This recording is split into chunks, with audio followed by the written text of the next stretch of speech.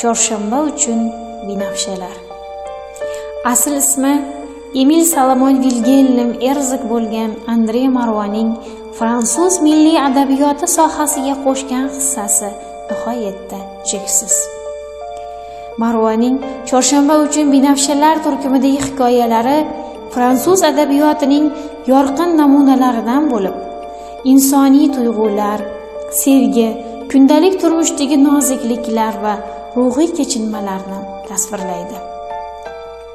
Ushbu to'plam o'zbek tiliga tarjima qilingan va o'quvchilar tomonidan sevib o'qiladigan asarlar sirasiga kiradi.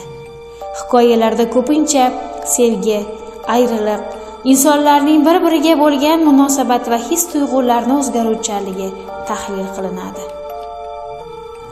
Marua yengil nazokatli va biroz istehzoli uslubda yozadi, bu esa o'quvchini mulohaza yuritishga chorlaydi. Turkumdagi ba'zi hikoyalar qahramonlarning kundaliklari yoki maktublari ko'rinishida bo'lib, ularning ichki dunyosini ochib beradi. Asar inson qalbidagi nozik tebranishlarni, o'tkinchi lahzalarning go'zalligini tarannum etadi.